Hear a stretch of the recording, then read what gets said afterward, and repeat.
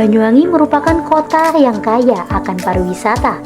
Kabupaten Banyuwangi dinilai memiliki potensi kekayaan seni budaya etnik yang menjadi pembeda dengan kabupaten atau kota lain di Indonesia. Kekayaan seni dan budaya ini pula yang dijadikan fondasi dalam membangun dan mengembangkan sektor pariwisata dalam beberapa tahun terakhir ini.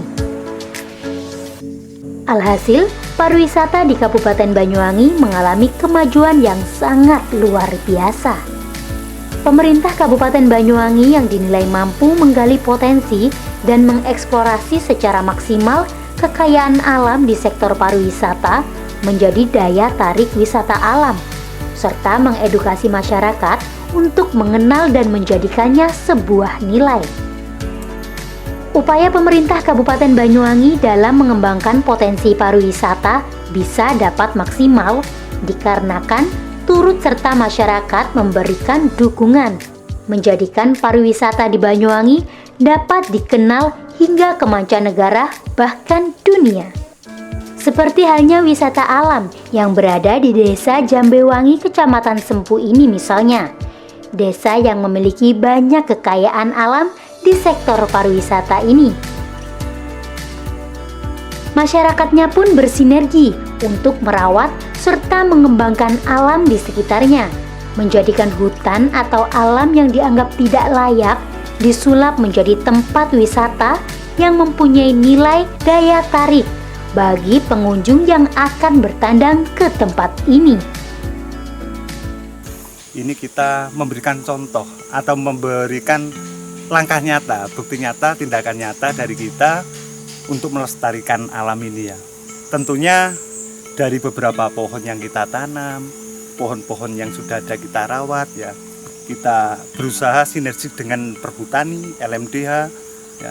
Kita intens kok komunikasi dengan Perhutani juga dengan LMDH. Tentunya harapan kita untuk masyarakat luas itu supaya tahu bahwa kelestarian hutan itu penting. Kelestarian hutan itu dibutuhkan banget gitu.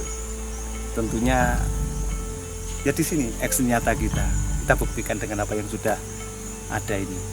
Dulunya rimbun sekali ya, jadi banyak belukar itu, bahkan pohon pokok ya, tanaman dari Perhutani ini pun banyak di situ jenis tumbuhannya yang di situ betul-betul rimbun sekali hingga tanaman pokoknya pun tidak kelihatan. Dan di situ sebetulnya ada peluang untuk kita mendapatkan hasil dari ini tanaman pokok dari Perhutani ini. Kalau kita bersihkan, kita tanami seperti talas ya, jahe atau yang lainnya ya, gitu. Jadi seperti yang kita lakukan kan sudah tadi Mas Hari ya, Mas Hari lihat itu di sana ada talas, pepaya, juga ada jahe sebetulnya tadi di sana ada sudah jahe juga. Ya pemirsa, wisata yang bernama Taman Spiritual Watu Perahu ini terletak di lereng Gunung Raung, ketinggian 443 di atas permukaan laut. Tempat yang sebelumnya berwujud hutan belantara ini lalu kemudian dikelola oleh Thomas Darcelo dan beberapa rekannya menjadi wisata yang menarik dan indah. Sebelum tempat ini selesai hingga mencapai 100%, tak heran banyaknya pengunjung berdatangan, baik dari Banyuwangi, Bali, hingga kota-kota yang lain pun tak mampu datang untuk melihat keindahan alam yang berada di Taman Spiritual Watu Perahu ini. Wisata yang tak hanya memiliki keindahan alam ini juga dianggap memiliki kesejukan serta ketenangan bagi siapapun yang datang ke tempat ini. Seakan menghipnotis diri dari apa yang dimiliki keindahan pemandangan Taman Spiritual Watu Perahu. Watu Perahu ini seperti yang kita tulis ya, Taman Spiritual Watu Perahu ya. Jadi konteksnya tentang spiritualitas. Jadi apapun kegiatan yang melibatkan jiwa, kita memaknai itu adalah spiritual. Orang di sini tenang ya, di sini damai ya. Di sini mereka bisa menghirup udara segar hingga jiwanya bisa tumbuh pikiran-pikiran yang positif, itu harapan kita. Hingga kita bangun ini seperti ini, seindah mungkin sesuai dengan imajinasi kita, ya kita bentuk dengan teman-teman tanpa harus merusak alam yang sudah ada ini. Kita rawat supaya indah di mata juga indah di jiwa gitu. Ya seperti yang kita lakukan ini, harapannya menjadi sebuah spirit baru untuk mereka. Itu bahwa setiap sejengkal tanah, ya saya cuplik barangkali itu bahasanya Soekarno ya, presiden dulu, sejengkal tanah harus jadi rupiah di situ. Jadi ini beberapa tanah bukan cuma sejengkal ini ya, berhektar-hektar ini banyak yang di situ di bawahnya tidak ada tanaman, padahal sayang sekali di situ Mas Arya bisa menghasilkan pundi-pundi duit itu, dan kita sudah membuktikan itu. Ya betul, keseimbangan. Jadi kita juga butuh secara pribadi ya, dan kita juga secara ini pemahaman spiritual kita berbagi apa yang bisa kita bagikan gitu. Pengalaman barangkali, semangat barangkali, ya seperti itu Mas Ari.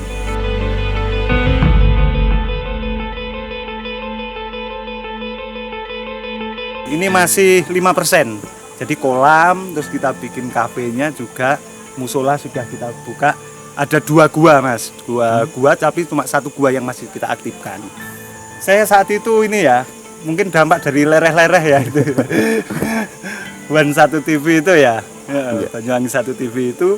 Jadi jauh-jauh, bahkan saya nggak tahu ya, sampai dari Bali juga ke sini. Saya tanya dari mana ya, dari lereh-lereh, saya nggak tahu itu gimana itu prosesnya. Dari Muncar juga ya, dari Banyuwangi kota, bahkan dari pokoknya jauh-jauh lah ya kalau kita ngomong ya gitu. Mungkin dampak itu dari lereh-lereh itu. Harapannya ya, ya harapannya ini benar-benar menjadi sesuatu yang nyata secara ekonomi masyarakat sekitar ya, dampak ekonomi masyarakat sekitar. Kalau ada pengunjung tentunya ya, mereka yang punya warung barangkali ya, mereka yang punya bengkel atau tambal ban barangkali, mereka bisa mendapat sedikit tambahan karena banyaknya pengunjung yang ada di Watu Perahu.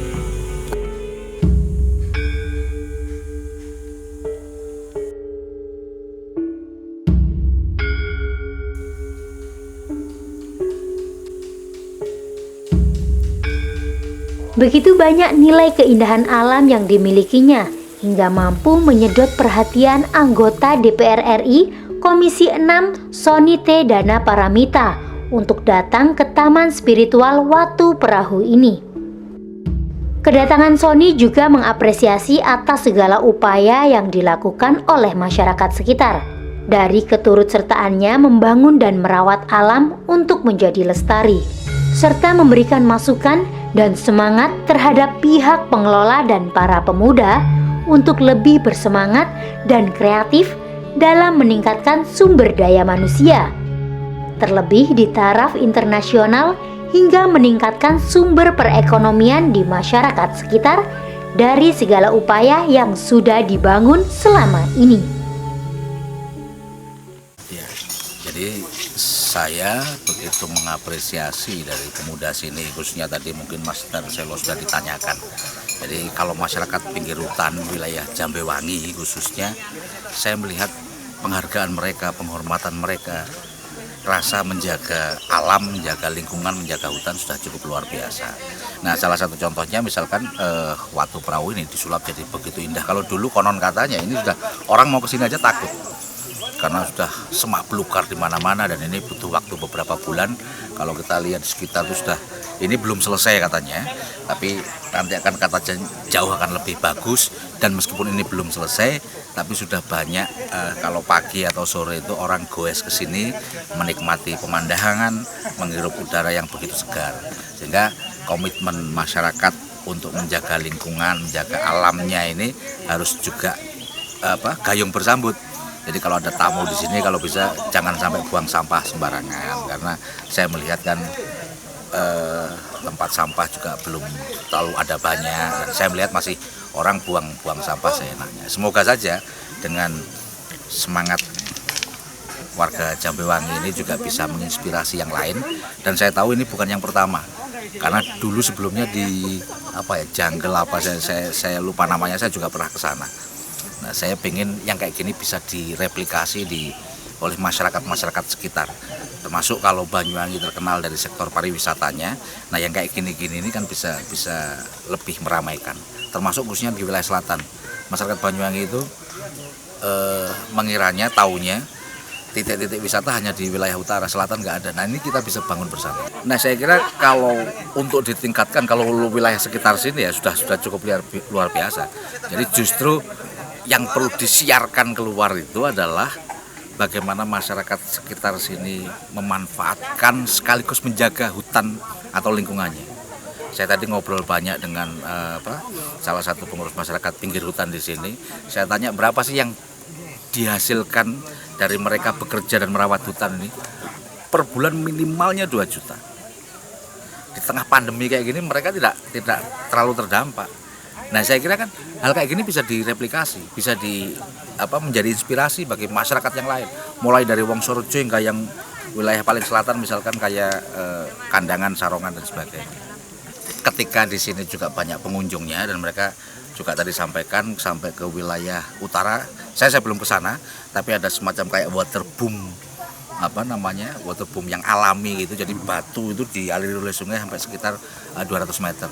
Nah kalau banyak pengunjung ke sini kan otomatis entah itu mereka belanja makanan, entah itu mereka beli bensin ataupun yang banyak hal yang bisa justru menumbuhkan usaha-usaha super mikro. Dan itu tentu saja masyarakat sekitar yang bisa memanfaatkan dan merasakan. Jadi intinya kalau saya berpesan kepada seluruh masyarakat Banyuwangi yang kayak gini-gini, kalau kita mau, kalau kita kreatif, semua bisa, bukan saja kita akan menjaga lingkungan kita, tapi kita juga akan mendapatkan hasil atas lingkungan yang kita jaga.